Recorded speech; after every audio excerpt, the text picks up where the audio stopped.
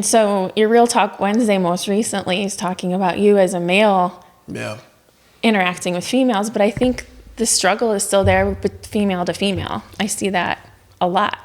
Yeah. I think there's a couple of things going on. Not that these things haven't always been there. Yeah. But you guys have this other interface to deal with, which is, well, we all do. I just had the luxury of growing up and evolving with technology. You were just, boom. We just got dropped into it. Yeah. Right? Yep. Yeah. So I think there's like outward-facing personality, inward-facing personality, which is necessary. And I don't know what any of that is. I mean, so like, you know how you show up, like right now we're in your house and this is like you probably at your most at ease. Yeah. Most you're comfortable. Like, you're most comfortable. And, you know, Michael in his house may be different from the Michael who goes outside and sees people he does or doesn't know. People. Yeah. Right. So like we all do this, right? We're like, as a teacher, I have to kind of put on a front. Not in a bad way, but just like I have to show up and present. Yeah. And I have to be on. And put your best foot forward every single day. Yeah. When you come home, you can let all that relax. Yeah. So I think that's happening digitally too. Yeah. And so there's a way we talk and communicate with people digitally. There's also how we interface in real life. It's completely different, honestly, with social media, and then you got real life. It's completely different. Yeah, and you have this time delay, right? So you were talking before about, is it being unread or undelivered? What is that? What's the difference between the two? Okay, so being undelivered, specifically on like Instagram or text, is when you send the message and they don't like see it. But like some people, honestly, you can like, I don't know if you're on message, I don't know if you know, you can like click on the message without actually opening it, and therefore being left undelivered instead of seen. Now you go to seen where they open the message deliberately, and whether they leave you on seen or not, that is kind of like, yeah, they've seen the message. Yeah. So it's like, it's very, yeah. There's a whole other like psychological layer you all have to deal with. I mean, we deal with, maybe I'm just naive and blind to it, but there's a big difference between me saying, hey, Michael, do you want to go grab lunch tomorrow? Like to your face, looking into your soul. And you're like, yeah, that sounds great. Versus me being like, hey, Michael, do you want to go grab lunch tomorrow? And then you can read that at your leisure. You can think about your response. You can like hem and haw and hedge your bets and like really craft how you're going to say it. Yeah. You know, and so it's a lot harder to tell somebody no to their face. Like, why wouldn't I want to go to lunch with you? Why wouldn't I give you that shot? You know? That's why people resort to social media so much. Like, what do you think is the problem in today's society, especially with high school kids, because you work with a lot of kids and children? What is the problem? Like, what does social media do to a person, especially our age, you think? I see a lot of anxiety in kids. Mm-hmm. I see a lot of dysfunctional communication. Yeah. So, like, you know, you are a people's person. Anybody who's ever met you in real life knows that and feels that about you. You have a really define people person. Like you know how to connect with people genuinely and authentically. You can have, you know, as a teenage male, you can have a conversation with an adult female and like be like, it's totally a normal conversation. You look in people's eyes, you speak your truth, you ask people really intelligent questions, and you're super curious, right? Not all teenagers are like that. No. Sometimes you don't get eye contact. Shifty eyes. One thing that I've noticed are people when they greet each other, teenagers when they greet each other. Now, you could have known this person since you were 4 years old. You went to preschool with them. Now you're in high school with them. You see each other on the street. I saw that you saw each other. There's no eye contact. There's no verbal communication. There's no nothing. And as an outsider observing that kills me, you know? Yeah. So do you see that in your circles? Yeah. Like, for example, I think it was 2 days ago, I was in a group. We were sitting in a group, right? And this girl was texting on her phone in a group chat with everybody in it. 2 other people in the group chat that were right there instead of talking face to face. And I was like, whoa, like what is going on here? So that's kind of one of the effects that I think is one of the most harmful effects with social media, is that it kind of reduces like that face-to-face communication. And it's honest, it sucks because I'm a face-to-face type of guy. I don't like to be on social media that much. So believe it or not, y'all, because I know some of y'all might think I'm lying, but believe it or not, I do not like being on social media. So it reduces that face-to-face connection, which is needed, especially in today's world. Yeah, because if you have a hard time connecting with someone with mundane like greetings and chit chat, like, hey, how you doing? What, like, you know? Yeah. Then when there's an actual problem that needs to be solved, an interpersonal problem, there's no way you're going to be able to mitigate that and patch that up. No. I wanted to introduce you because I haven't done that yet. I do that sometimes where like I just naturally flow into a conversation. So I'm going to go ahead and introduce you.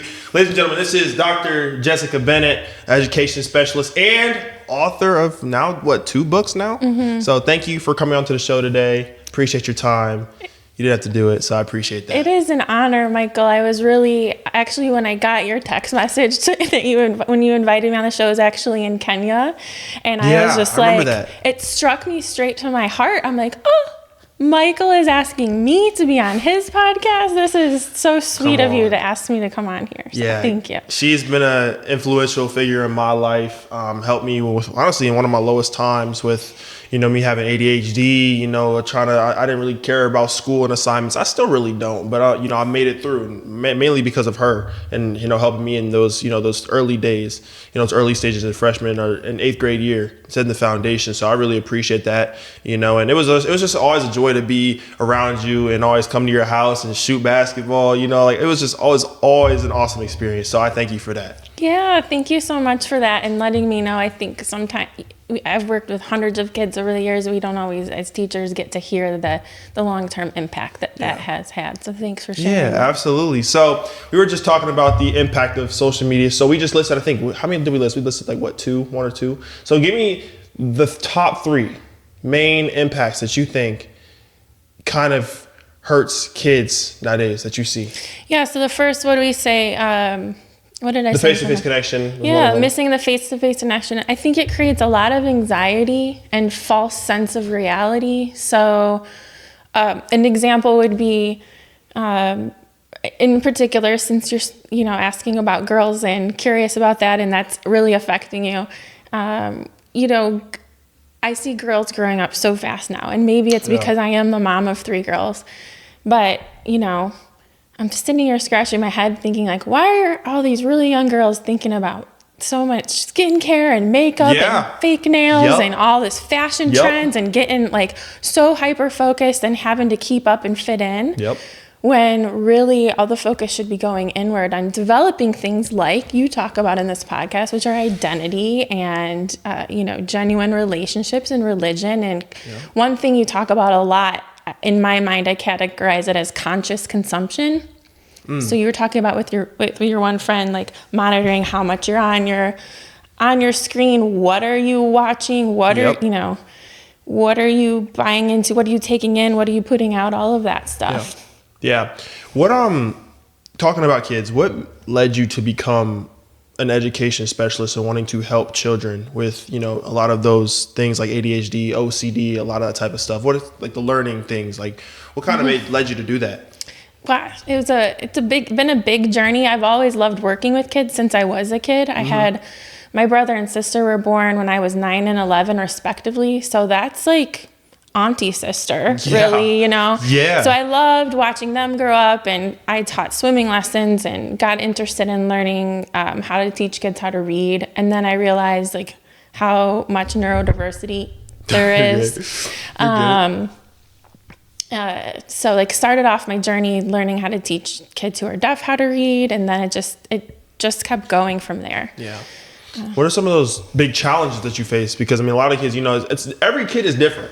Every kid has something. One kid might have insane ADHD. One kid might not have as much ADHD. I feel like I was sort of kind of maybe in the middle. I don't know. I don't know what your evaluation of me was, but I'm actually curious about that. Before I ask my next question, what was your evaluation of me when I came into your...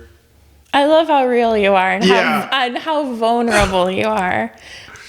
Michael, you're a unicorn, and that's part of like when I listen to your other talks. I appreciate that. I'm like, oh, buddy, can you see yourself for how I see you, which is like this person who really knows how to connect, so intelligent, and just, in that situation, when you are so exemplary, you're not going to fit in. And so this whole notion of conformity, I'm like, yeah, that makes sense that that's the topic that you would choose to debate about, because it is hard. You know about that? I'm telling you, I'm listening to the Red Zone. She's the biggest fan, man. Biggest fan. I appreciate it. I listen to Young Dreamers too. Yeah, Young Dreamers too. Yes. Wow, that's OG. Wow. Yeah. I appreciate that. So my evaluation of you is that you were this like beautiful flower waiting to happen, but you couldn't grow in a flower box. You know what I'm saying? Like, that's deep. The school system, and especially these days, and I don't think you're unique in the sense that you're not the only one who doesn't fit in the school system. Like, there's lots of kids struggling, lots of kids suffering. Yeah. And what are we for what? Like, we don't even know what jobs are going to be available in 5 years. So how are we still teaching like it's 1936? Man, seriously, like, why do you think that is? That there's so many problems in the school system. Like, what are some of those problems, and why do you think it's so hard for kids to learn and figure out certain things?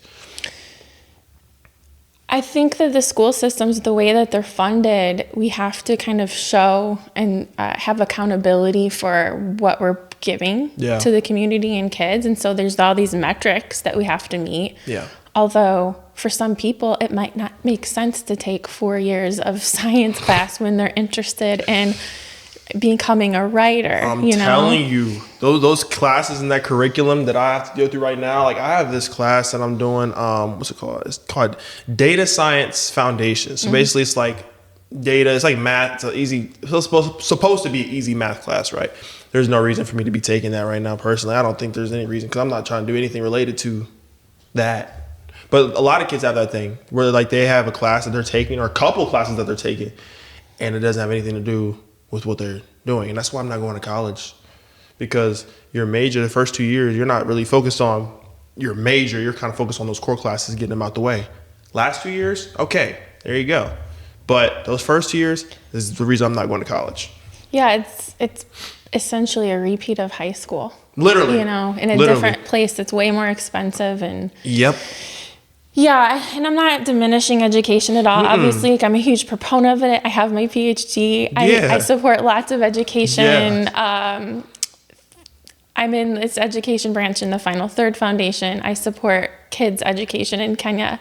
And it is a means to an end for a lot of people, but I don't think it's for everybody.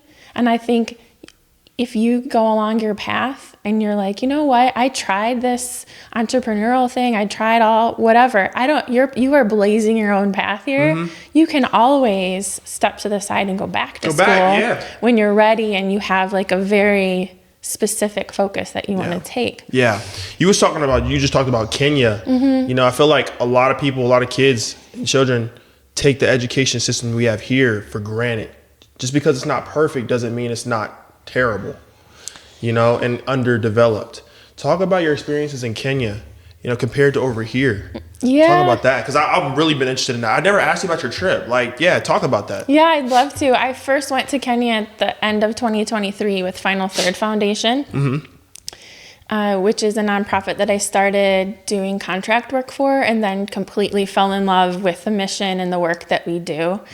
And so the founder of the Final Third actually started a community football league in Mombasa, Kenya, almost 15 years ago now.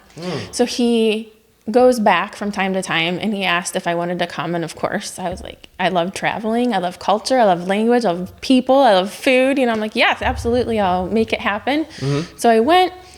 It was a life-changing experience. I met so many amazing people, felt this great, deep sense of connection to Earth, to God, to myself. I want everybody to have this experience.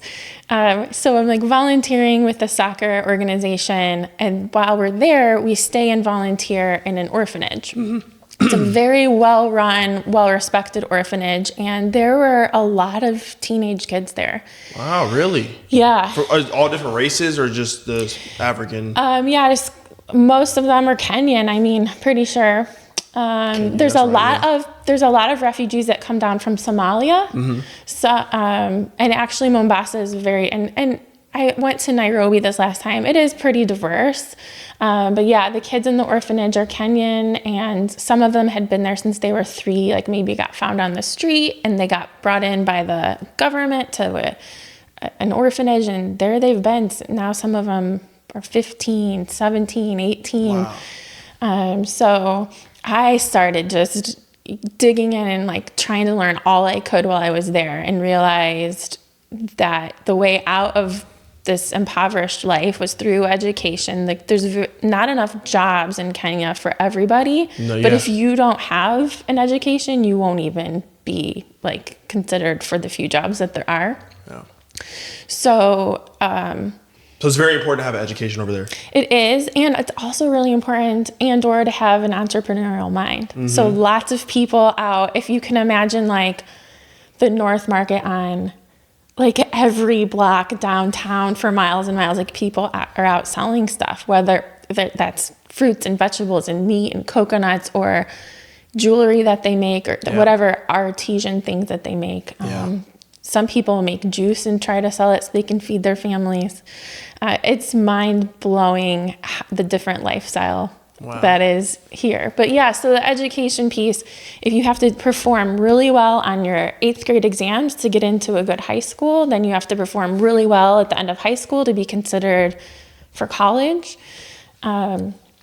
So while I was there, I got to know the kids pretty well, pretty quickly. We were living all together in this big compound, and I wanted to help in some way. And so, like I can tutor pretty well on Zoom. So I'm like, why not? Let's try this.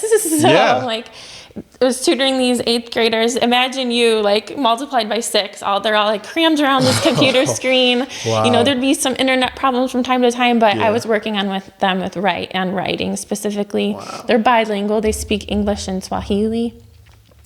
So for a couple of months, was working on that with them, and then you and I didn't just like get to business and get the schoolwork done. We had built this rapport, and we talked and we talked about life and whatever. That was the same case. Yeah. So 6 months into this, in early 2024, one of the kids was like, I said, "Oh, how is your day? How was your week? What did I like? What was the best part of your week? What was the worst part? Whatever." And he was like, "It was a bad week." And I'm like, what happened? What's going on? And so eventually after our session, 5 of the kids left, and he was sitting there, and I was like, "Do you want to talk?" And he said, "Yeah." And it basically came out that he was being flogged. His teacher wanted him to get, I don't know what it was, a 32 on a test, and he got it. That good? Whatever the metric was, like whatever it is, like 32 out of whatever, I don't know what it was, but he had only gotten an 18. So he was being flogged. Now, I happen to know that this was illegal. Like, it had been made recently illegal to flog kids in school, like, in our lifetime, right? So I'm, like, asking the social worker, what's going on, So-and-so told me this. She's like, "Yeah, it's true. I've been nursing his wounds. It's pretty bad, Jess. Like, we've gone to the school. We've told them it's legal. We've told them we can't do this." And they're like, "Go somewhere else." When they knew darn well the orphanage couldn't afford to send them somewhere else. That's whack. It's terrible, right? So I bring this to my husband, and I'm like, this is what's going on. Yeah. Like, can we figure out a way to maybe send them to a better school, you think? Like, Like, right now, like, let's not wait until high school. Yeah. Because how old was the kid? At the time, he was in 8th grade. Right? 14. Yeah. Yeah, so I'm still like learning all I can. And here it turns out most kids in Kenya, if their parents can afford it, go to boarding school. So they'll maybe go away. Really, like, Kenya is a huge country. I mean, it's very big. Massive. It's very big. So one of the biggest countries in Africa. So I didn't know that. But like, yeah, land-wise, it's massive. We were on the coast of eastern Kenya on the Indian Ocean in the most beautiful beaches you will ever see. It's the 3rd largest city in Kenya. And the kids to the school that the orphanage suggested we send them to is an 18-hour bus ride in the mountains of western Kenya. 18 hours on a bus? And it's not like a coach either. It's like a... So... Yeah. So, well, and I found out actually, I was just there in January, and I went to the bus, like I wanted to experience everything, right? I wanted to see the bus station. I wanted to see like their school and everything. The bus is not air conditioned. and like 18 hours, y'all. So listen, they hours. like, imagine that. In Columbus, we're pretty acclimated to cooler weather, to tumult. Like one day, we could experience 30-degree difference in one day, between days, whatever. In the same day. But like, I'm pretty comfy in 60 degrees, you know? Yeah. So I'm standing in this bus station on the 5th floor. We're waiting for their bus to go off. And I'm just like profusely sweating. My face is probably as red as your red zone screen, right? And I'm standing there and like, I mean, I'm not, what am I going to do? Like, I'm just I'm just taking it all in. And I'm not thinking to myself, oh, I'm miserable. I'm so uncomfortable. No, none of that. I was just like taking it all in because this bus station was packed with kids like going off to school. Very strong-willed for that. Very strong-willed. That's awesome. The funny thing is the kids were like, oh, Jess, you're all wet. Because, I mean, I was dripping. I mean, yeah, it was what, but like they 80, were 90? Fine. 90 degrees, 90% humidity. Right, but no one else is sweating but me because I'm the one not used to the tropical weather, you know. So, yeah, the bus situation, it is not like a they probably have never seen snow experience. Either. Probably never seen they snow. They haven't seen snow. So the funny thing is, in January, I was there in Western Kenya. I saw Nairobi, which is such a cool city. Like that's in Kenya, right? Yeah, that's the capital of Kenya. Yeah. It is amazing. The weather's like Southern California, right? Like, so perfect in my opinion. Right. That's the same way where they go to school in Nakuru, which is the third largest city, something like that. But they were freezing, and it was 70 degrees. They're like, they were freezing. It's like, it's so cold here, Jess. Aren't you freezing? I was like, no, I feel good. This. I feel like I can breathe. But they're wearing hoodies and beanies, and you're lying. No, 70-degree weather, and it's humid too. So in Nairobi and Nakuru, it's really dry. Oh, it's really dry. Yeah. So I mean, it does in their defense, it gets down to maybe 40 sometimes at night. But so they kind of get it. Tad bit. Yeah. So the education there, right? I'm like, okay, what does it, before we committed, we're like, what does this cost? Yeah. Michael, it cost $1,200 to send one kid to boarding school for the whole year. $1,200? Yes. So. And is that your USD? Yes. And that's in this one school, right? There's a range, just like how there is here. Now, is that like, CSG caliber? USD? Probably $1,200 no. for a year? Right.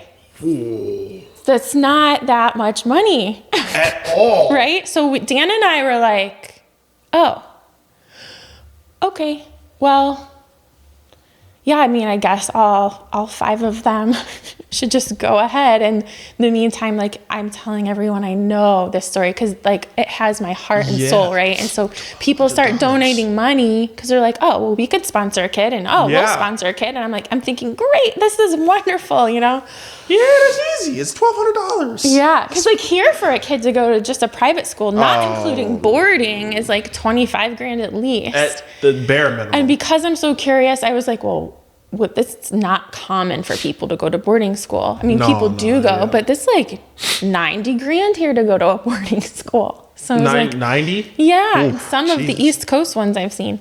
So anyways, that's a huge difference. And of course, you'll have a huge variety of quality of schools and whatnot. But I went there with them in January, and I was so impressed. The teachers were so locked into the kids, knew them really well, were genuinely invested in them. And it was just a really peaceful environment. Yeah. So I'm like, okay, all right, we're doing a good thing here. We'll just keep going until they graduate. That is awesome. That is such an amazing story. Like, just hearing you, like, even like the endurance too. Like, going through the 18-hour bus ride, I just want to see everything. That's like super special. I didn't. You didn't go on the bus? I didn't ride the bus. I put them on the bus and I sent them off. You made me think that you was on the bus. I'm sorry. No, I was in the bus station. I was in the bus station, but I did take a train. My mistake, y'all. I probably wasn't clear. I did take a train from Mombasa to Nairobi, 6-hour train, and you go through this area where there's national parks. You get to see the game, like African elephants in the wild. Lions just sitting there. I didn't get to see any cats when I was there, Okay, but well, yeah. Yeah, wow. Then I drove to their school and I met them there a couple days later. But yeah, I mean, there was just all teenagers on the bus. Yeah. So and they're just used to that life. That's their life. yeah, it is. It's a long, hard. Right, no one's complaining. They're like waving goodbye, you know, and like yeah. And that just lets you know, like, man, the life we have here, like to be here right now with all this equipment, like this is a lot of money, right? Man, we're so privileged, and we sometimes take it for granted. Like that to me is it's really eye opening to hear what you're saying. It's like, man, I like to even think about my life and my living conditions. I'm like, man, my problems are not their problems at all. These people are fighting for food every day. I'm fighting to be liked sometimes.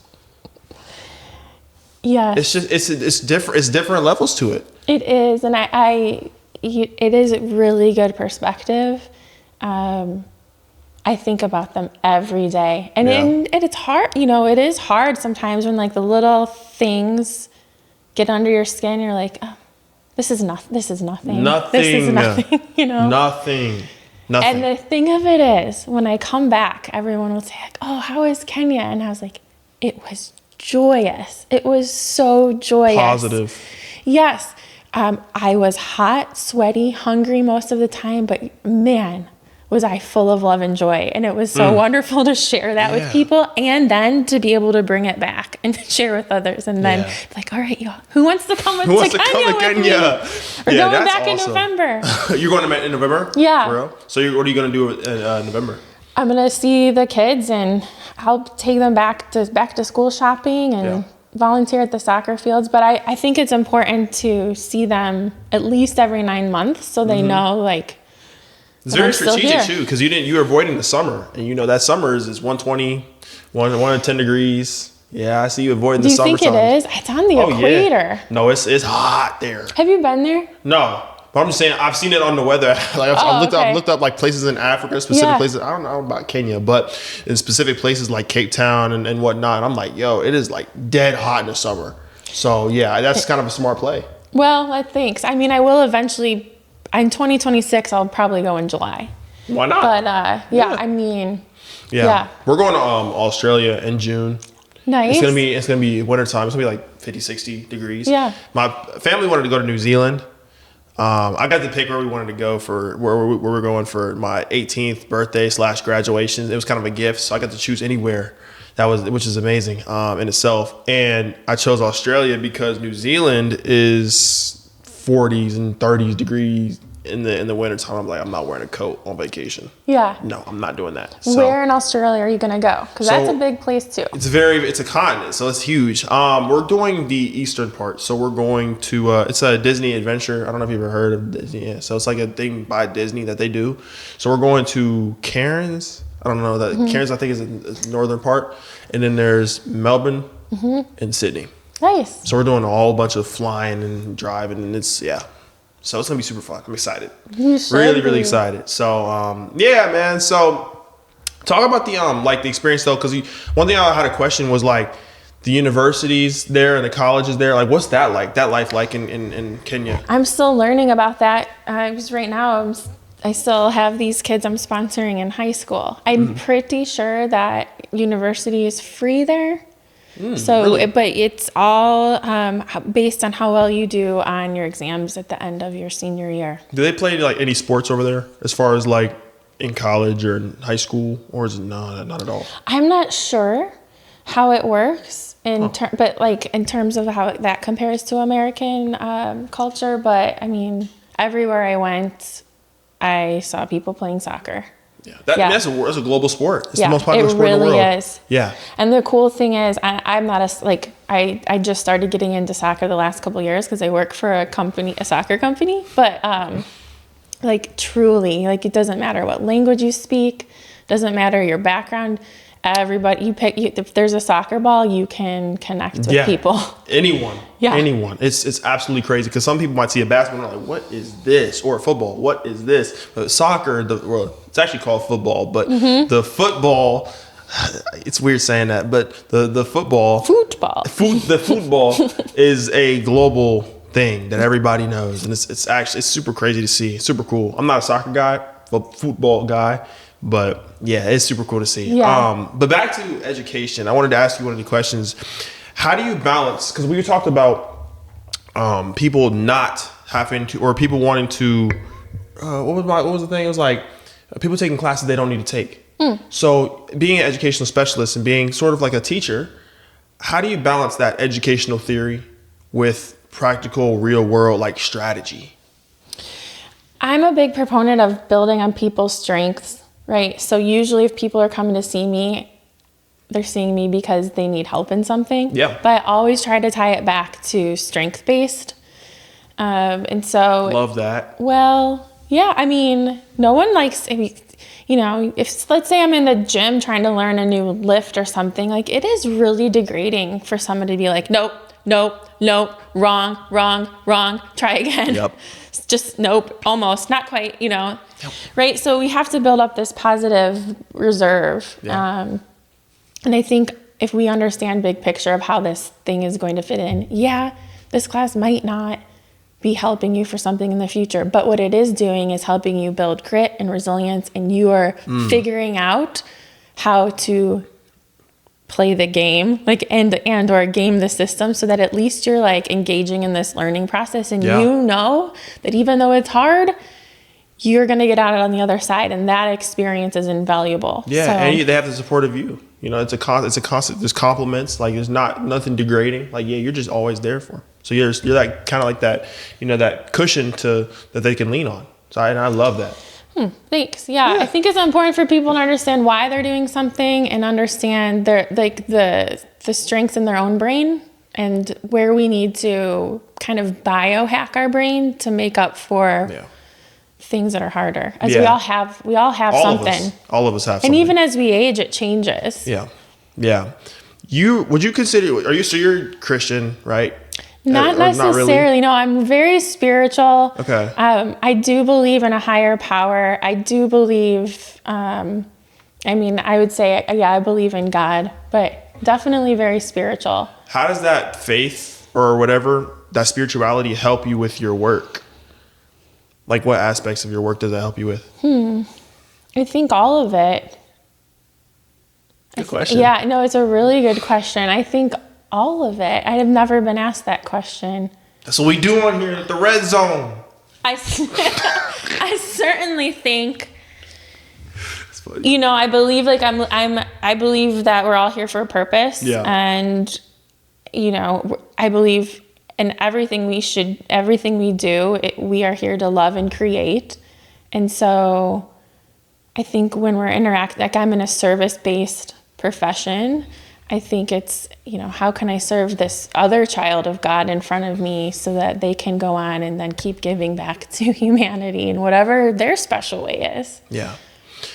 What you just said right there, I've talked a lot about, you've heard this. I've talked a lot about religion, Christianity. Bravely so, I must add. Oh yeah. I've been getting grilled on TikTok sometimes. I've been getting grilled for that. Just the judgment, people saying, oh, well, this is not how I do it, so this is what you should do, that type of stuff. But I look at this and what you're saying, and even though you're not really a Christian per se, like you still have those Christian-like traits. That's how it's supposed to be. That's what it says in the Bible. To be how you're being and what you're doing is what it says to do in the Bible. And a lot of Christians don't operate that way. All they think is, I'm going to go to church, I'll read my Bible, and that's that. That's not how that works at all. What you're doing is you're putting yourself out there. You're doing God's work. That's what it means in the Bible, to do God's work, not read the Bible and just go to church. No.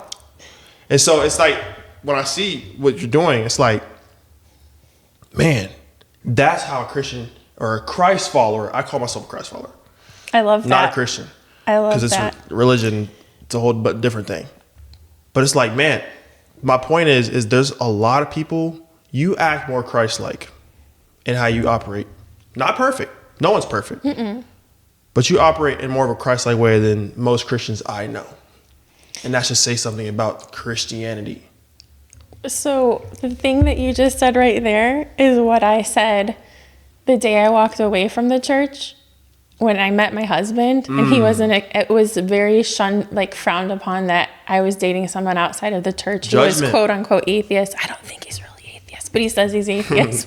But that verbatim is what I said. He acts more Christian, and his acts and his kindness and how he perceives the world than some of the things that I'm objectively observing inside of the church. And so I'm like, you know what, this isn't for me. Yeah. And I think, I am stunned that you had the gumption to say that. This is God's work. My dad and stepmom told me that as well. And it feels, it is. It's the truth. We say the truth on here. Nothing but the truth. It's very validating because it's weird. Like, this is kind of weird. This is kind of out there. I don't know. I often feel like I don't fit in my community or wherever I'm at. And I think embracing that and knowing that that's hard and staying on your own path and journey it takes a lot of positive self-talk, right? Yeah. Which I know you have. But what you're saying about that being in the Bible, I think it's also in the Torah. It's also in the Quran. It's also it's a universal Buddhist, theme. Yeah, exactly. Universal theme. Like Buddhist principle, right? It's taking care and loving each other. Yeah. That's really all it comes down to. So you talk about walking away from the church. I don't know if you want to get into that, but what kind of made you kind of walk away from that? Honestly, it was meeting my husband and seeing how they weren't going to accept him. There was nothing. He wasn't coming in that church, and they were just shunning me, like, you shouldn't be dating him. And I'm like, but he's a really good person. He's not out there drinking. He's not out there messing around with a bunch of girls. But you kind of all are. This is really hypocritical, and this isn't for me anymore. So. Yep. Those same people that bring that type of judgment have Bible verses in their bio about not judging people. It's the craziest thing. It's the craziest hypocrisy ever. It's so crazy. So, one of the main things that I wanted to bring you here for is talking about your book. We haven't talked about that. The main book. It's called, what's it called? Sango Soka's? Oh, okay. Sokka's There's story? actually two. So, there's two of them? So there's two books. I have Mindful Miru, which I wrote in 2022. When the war between Russia and Ukraine broke out, I was heartbroken. I kept seeing all of these images of children parentless, and I'm thinking they're just there's more and more death, and there's more and more kids without families, and this I'm thinking about all the trauma that they're going through, and the only way that I could help was to let all of this all of these tools and knowledge that I had accumulated over the years with my own healing journey and try to pass that on to the next generation. And so that's the first book is Mindful Miru. It's a mindfulness book that parents can read with their kids. Teachers can read with kids, what have you. And the second one, I had brought that book to Kenya my first time, and the kids devoured it. They were just like, oh my goodness, these pictures are so beautiful. I've seen it on Amazon. I'm going to look it up. I've seen it on Amazon. Yeah, look it up. So the kids in Kenya were like, Jess, these pictures are so beautiful. And and they read it over and over. And when I was leaving, they were like, can you please write a book about us? And that was probably one of the best compliments I could have got. There you go. That one. Oh, wait. That's Singali's soccer story. And that's the one I wrote. So I don't know why it's stuck. The kids in Kenya asked me to write a book for them. So I was like, oh man, I was thinking to myself, it took a lot to get Mindful Miru out into the world. You know, I had to find an illustrator. A lot of marketing and also the biggest thing was finding and paying for the artwork, which is stunning. How much did you pay for that? Michael. A lot? I don't know. Yeah, it was a lot. So I was thinking I could never do that again. That was so much. It was a heavy lift. But then I thought about, okay, they're living this lifestyle that I can go home back to the comfort of my home, and I could just work more and then get more money and pay for the. I was like, you know what? I'm going to do this. Why not? So as I was tutoring them, I wrote a manuscript for them, and I'm like, what do you guys think about this? Now it's a creative nonfiction, so like pieces and parts are true, but I kind of took liberty to make it how I thought life should be for them. Here it is right here. There it is. Here it is. Okay, finally. So it's on Amazon, $13. And I'm going to read the description of it. So in the bustling village of Likoni, Mombasa, Kenya, a boy named, how do you pronounce his name? This is Sangali juggles school, chores, and his deep love for football, soccer. As captain of the Culture Kings FC, he learns the true meaning of teamwork, both on and off the pitch. When a high stakes match against, why can't I read? I don't know what. Against Ocean Stars puts his leadership to the test. Sangale must inspire his team to work together with determination, trust, and heart. The boys prove that teamwork always wins. That's my speech training right there. Exactly. It's beautiful. Thank you. Yeah, so I got the manuscript when we were tutoring. I'm like, what do you guys think about this? They helped me. They gave me input. We changed a few things, and I had the name of the kid was something else when I showed them the manuscript, because I thought, well, like we can't, it's got to be like name and image like this. I can't just use kids' names. But Truth. He was this Sangale, who's actually a real kid, was like, please, can you please use my name in this story? And I thought about it. I looked at him. I thought about it, and I'm like, are you sure? He's like, yes. Like, okay. Not like, yeah. What goes into that? Like, do you have to pay something to do that, or what does that look like? I'm not sure. When there's been like 46 books sold so far, but once this gets going, the money's going right back to them. So there's nothing formal in place. Yeah. But like the child's like, would you please use my name? This what it released? Yeah, I actually rushed that. I needed this book in my hot little hands so that when I went back to them, I had it. So the illustrator is actually Polish, and she did all the illustrations in my other book. She did it for this one. Because they were like, could you get the illustrator? They were like, this is great, go ahead. Can you get the illustrator who did your last book to do this? And I was thinking, oh my gosh, okay, sure, I'll do it. But I'm really glad that she did. It's absolutely beautiful. You gotta look at these illustrations. Let me put this right. Take a look at this. Oh, so beautiful. I like the cover. Beautiful. Yeah, she takes really good liberty on the words. This is awesome. Thank Swahili. you. So Swahili is the language that they speak there? Mm-hmm. So it's Swahili and English. It used to be an English colony and then became independent in the early 60s. Did you do multiple translations or just English? This is just in English, but part of the book, I started learning Swahili. I love learning and I love languages. So there's some phrases in there. The kids wanted me to use a particular phrase, and then I ended up putting in a bunch of other Swahili words so that there's a dictionary in there that tells you the translation. This is beautiful. Yeah. Thank you. I love that. So how long did it take you to write that? Honestly, only a few weeks. Really? Yeah, only a few weeks, and then they helped me edit it. Got some feedback from Ben, who's the director of Final Third, and I got some feedback from the executive director of Likoni Community Football League, because I kind of blended together two things. Like I introduced you this orphanage, I introduced the football league, and I kind of married the two, even though that part is fictional. Yeah. Yeah. So what's happened now is this is actually when I registered it with the Library of Congress, it's registered as a series. And so Ben was like, Jess, there's not enough girls in this book. And I was like, no problem. Next book will be about girls. Yeah.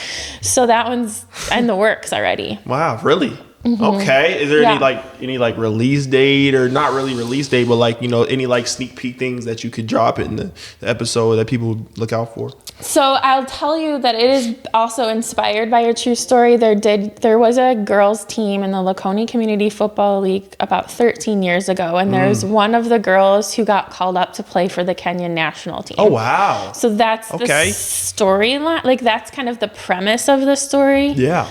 But I'd like to focus on the player development that happens in Likoni. Okay. Yeah. Okay. So we just kind of read the description of it. How do you use that book to teach children these like life lessons that you educate, or even that you don't, but like people who are reading this, how do you teach those lessons in this book? Yeah. So what's going to end up happening is we're going to use this book and the series of books in our 1st and 2nd grade curriculum with Final Third Foundation. We go out. I mean, you probably weren't like, I wasn't a soccer person. I'm a literacy person. We have soccer and literacy programs where we go out after school and teach kids. We'll work with them in reading. We read them stories. We talk about themes that show up in books, that show up in sports, that show up in life. Yeah. And then we teach them how to play soccer. Yeah. Okay. Yeah, so we're in 15 different Columbus City schools after school. And also some of our programs, we actually go in during the school day. And we're with kids pre-K all the way up. We actually have one school, we're in a high school where it's international school. Okay. Okay. So just kind of wrapping up here, I wanted to ask you one final question. What is next for Dr. Jessica Bennett? What is next for you? What is next? These next, I would say the next year. What is there to expect? So for me, Michael, I don't know if you know this about me, but I have ADHD too. So like, Don't we all at this point? I know. So as an entrepreneur, that's been a blessing in some ways. It's allowed me to hyper focus. It's allowed me to take leaps and jumps, and that I think that regular people don't do that. Like I realize that was, it's probably a strength that I just go. I just go for it. Yeah. So right now I'm pruning my bonsai tree. So I have so many Karate Kid. Yeah, no, like a bonsai, you have to really thoughtfully and with discernment shape its leaves and how you want it to go. And I've got lots of offshoots. Right. And so I'm right now, like my bonsai tree with my mindful literacy practice, my tutoring company has grown, and I'm going to shift my tree and bend it this way. And then I'm going to prune some other things off that have been taking my time and attention away from things that I can have a greater impact on. So I'm going to continue to write books. I'm going to continue working for Final Third Foundation, and I'm going to continue going and supporting people in Kenya. Clap that up. You have to check in though, because that's like a goal, like a year-long goal. Like we've got to get our benchmark things going. I'm gonna check in with you. Actually, we can do the episode in a year from now, and we'll see how everything's progressed. Okay, I have a question for you. What's the question? Do you have any interest in coming to Kenya? Absolutely. I mean, I want to travel wherever I can. My goal for the next 3 years is to travel to as many countries as I can. Okay. About 5. So if Kenya is one of them. Is that what's on your list? Well, I mean, we're gonna count Australia. So Australia, Japan. I've already visited Mexico. A lot of Europe too. Germany. South Africa, and I guess if I want to go Kenya, then Kenya. Yeah, let's go. The United Arab Emirates, Dubai and whatnot, and Qatar, and those countries. Whew. India, shout out to all my Indian folks out there who are on the speech team. I have a lot of different countries that I want to go to, but Kenya would definitely on the list for sure. Great. If I could go over there, it'll be fun. That'd be awesome. Bring some friends. That'd be awesome. It's happening. The only thing is money, but we could make that work. We can figure it out. Yeah. Is the flight expensive?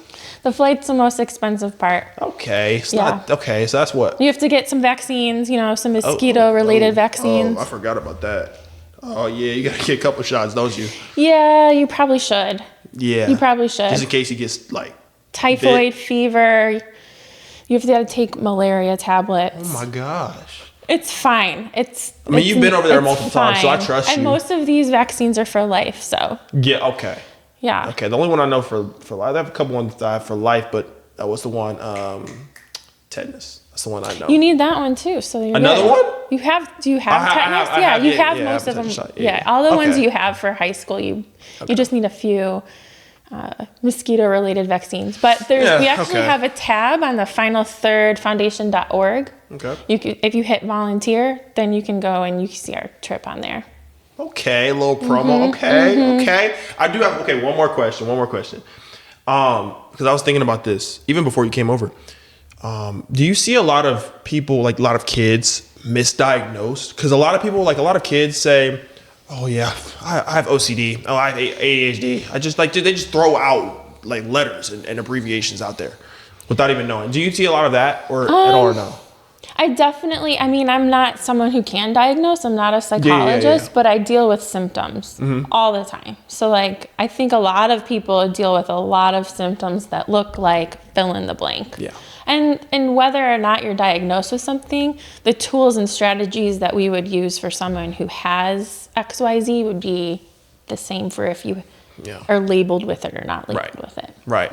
Well, I wanted to thank you for making your time today and coming out to all the way to Delaware to be on the episode. I appreciate you. Just your vibe, your positivity. Like there's no negativity with you. It's like just all vibes, all positive vibes, you know. And I see that with how it is with, you know, going to Africa and Kenya.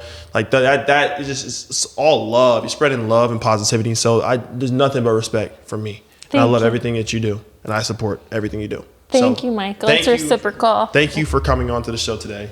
And yeah, make sure to go check out her book, guys. It's called Sangali's Soka story about the boy and the team. So thank you guys for listening today. You know how this outro goes. Thank you for listening today. If you make sure to leave a review, 5 stars. And if you didn't like it, y'all know by now, rate it 4.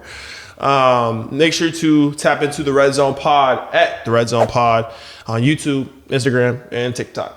Appreciate you guys listening. Appreciate the support. We're doing a lot of numbers. We've done now 150K views in the past 30 days. Well, actually past 35 days. So appreciate you guys. Appreciate your support. You've been the biggest fan. I love it. I appreciate that so much. We need it. I'm proud of you. Thank you. We'll keep climbing. So I will see you guys on the next episode, which will be Real Talk Wednesday. So, all right, y'all. See you soon.